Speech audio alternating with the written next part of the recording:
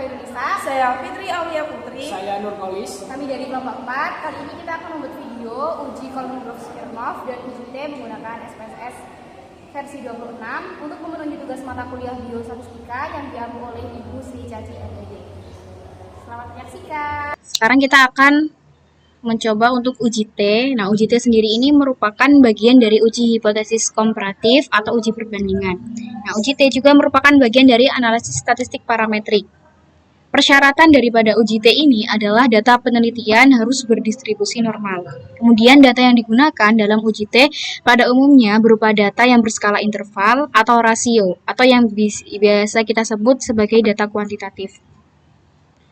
Tujuan dari melakukan uji T ini adalah untuk mengetahui apakah terdapat perbedaan rata-rata dua sampel atau dua kelompok yang saling berpasangan. Sebelum kita menguji data T, saya akan jelaskan dulu dasar pengambilan keputusan dari uji T ini.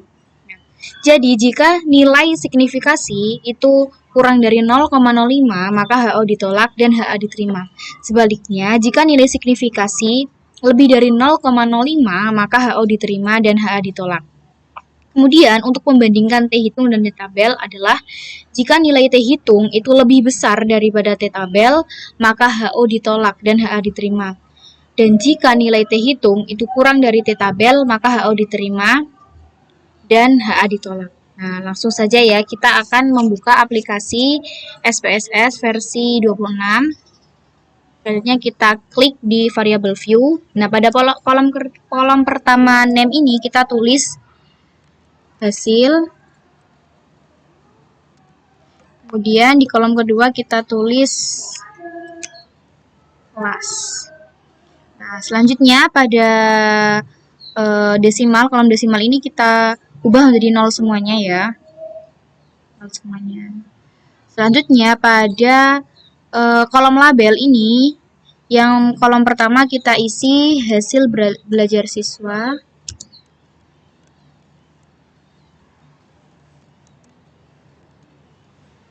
Nah, kemudian yang kolom kedua ini kita isi kelas.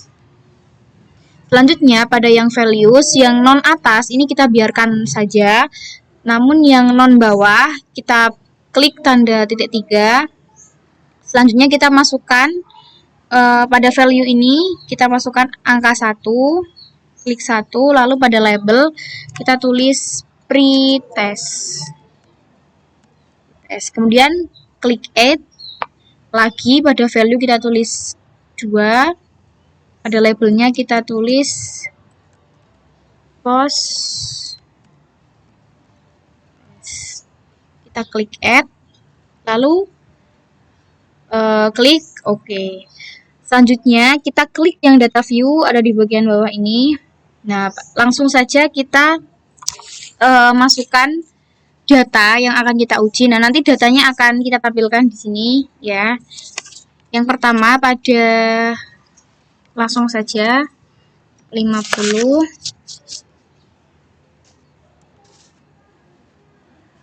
40, 75, 50,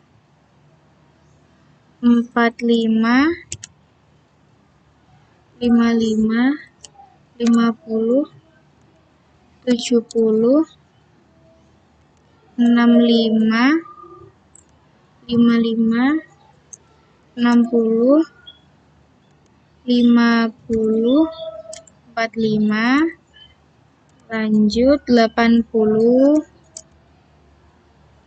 70, 85,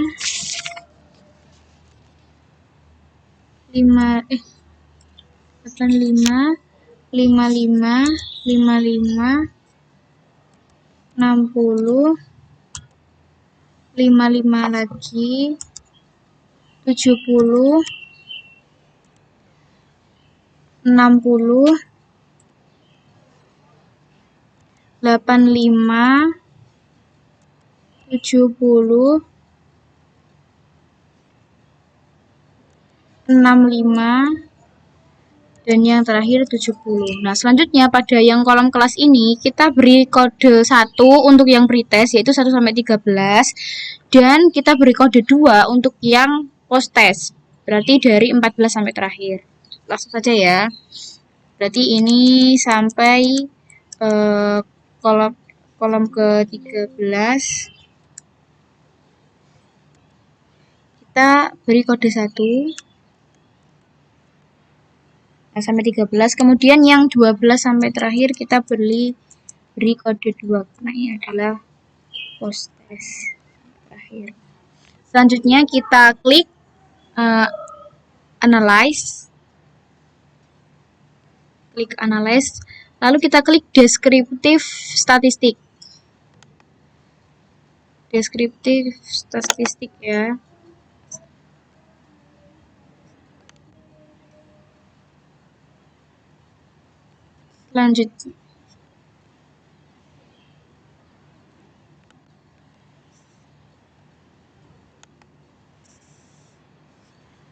Selanjutnya kita klik explore.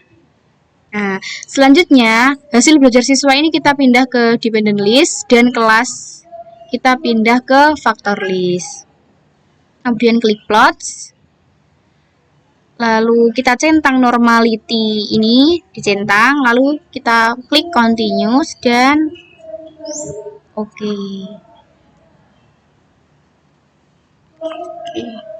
Kita tunggu, nanti hasilnya akan keluar. Nah, ini hasilnya ditunjukkan pada bagian test of normality. Bisa dilihat ya teman-teman semuanya.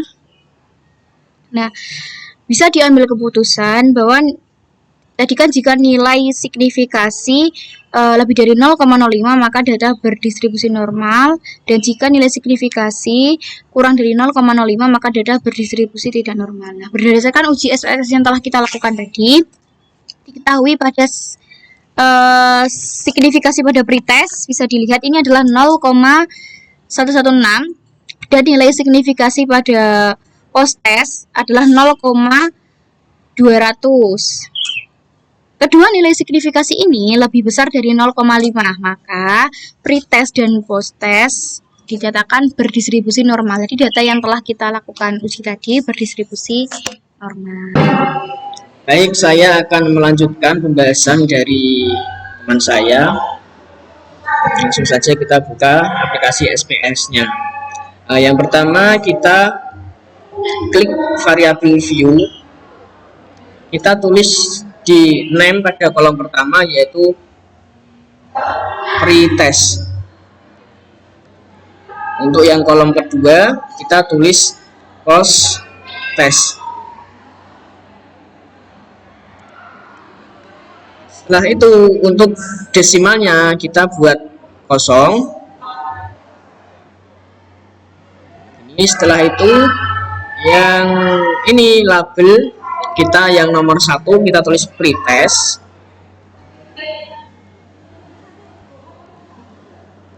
Yang kolom kedua kita tulis post test. Setelah itu kita ke menu measure. Ini kita buat skala. Yang kedua juga kita buat skala.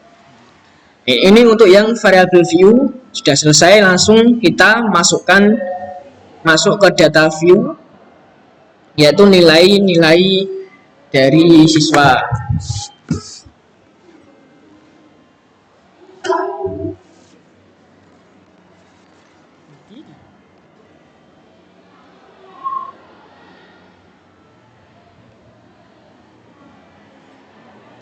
Untuk nilai pretestnya pertama 50, setelah itu 40, 75, setelah itu 50, 45, 55, 50, 70, 65, 55, 65, 60, 50, 60, 50, 45. Setelah itu kita masukkan yang nilai post testnya 80, 70,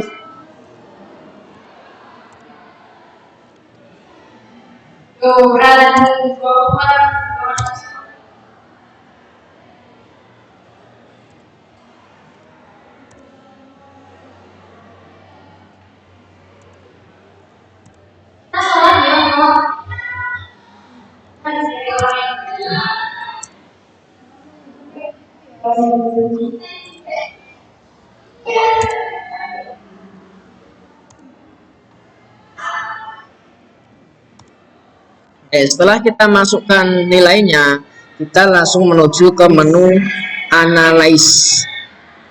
Kita ambil komparmen. Setelah itu kita cari yang namanya Pirate Simple T-Test. Oke, setelah itu kan keluar begini ya. Untuk ini kan kosong, variabel 1 kosong, variabel 2 kosong. Nah, kita isi untuk variabel 1 kita isi yang pre-test. Nah, untuk yang variabel 2 kita isi post-test.